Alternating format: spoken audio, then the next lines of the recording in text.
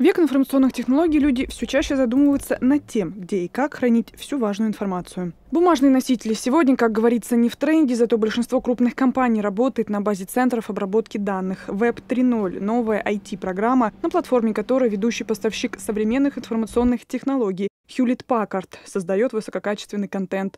По мнению экспертов, основные тенденции 21 века – это виртуализация и доступность как сервис. Ведь если раньше люди в интернете что-то просто узнавали, то теперь они там и покупают, а многие, если образно выражаться, и живут. Сегодня специалисты компании заняты разработкой энергонезависимой памяти. Это следующее поколение серверов. Мы виртуализуем все.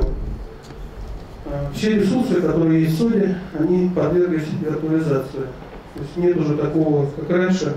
Приходил администратор и, в общем, под каждую задачу приобретал новое оборудование, делал коммутацию, если даже было какое-то старое оборудование, перекоммутировал, пересоединял это все и дальше предоставлял пользование пользователю.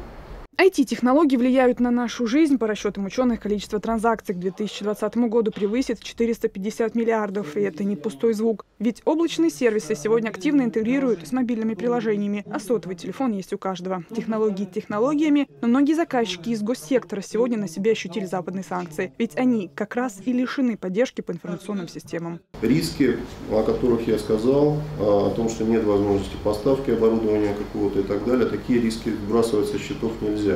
Но если мы будем использовать сбалансированный подход и, скажем, разработаем определенную в каждом конкретном случае некую дорожную карту работы на ближайшее будущее, то мы сможем отказаться от использования продуктов, которые с определенными внешними рисками. Не только вопросы хранения информации, но и собственной безопасности остаются наиболее актуальными. Компания ITV сегодня в пятерке мировых лидеров на рынке безопасности. Ее специалисты разработали систему видеонаблюдения нового поколения. Камеры на открытой платформе способны распознавать номер и марку машины, например, или узнавать всю информацию о человеке и даже анализировать поведение людей. Система видеонаблюдения также позволяет узнавать человека по одежде или по частоте появления в том или ином месте. В общем, такие камеры – незаменимые помощники сотрудникам силовых структур. Технология сжатия была настолько уникальная предложена нами, что система, построенная на компьютере, на плате или захват, оказалась универсальнее и намного эффективнее и дешевле готового решения.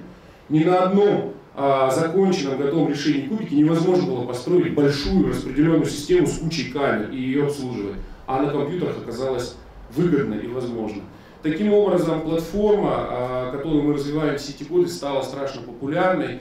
В условиях кризиса государство продолжает развивать свои информационные технологии. Как любому сервис-провайдеру, ему необходимо ориентироваться на оперативность и качество обслуживания. Компания Cisco сегодня может предложить любое сетевое оборудование, от маршрутизаторов до шлюзов удаленного доступа. Продукция Cisco представлена в 14 сегментах рынка.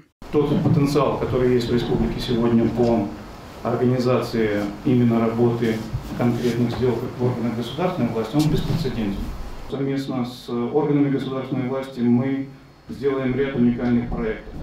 Мы, во-первых, постараемся создать, наверное, опорную сеть передачи данных, и на эту сеть сделать так, чтобы мы смогли затем на эту масштабируемую надежную сеть, защищенную, транслировать все те самые суперсовременные сервисы, которые сегодня стоят перед нами. Почему представители мировых компаний в области IT-технологий приехали именно в Чечню, понятно. Ведь макроэкономические показатели хорошие, да и в регионе создаются все условия для инвесторов. Мы создали все необходимые нормативные предпосылки для привлечения инвестиций, создана хорошая нормативная база, приняты законы, предоставляющие налоговые льготы, предоставляющие другие преференции для инвесторов.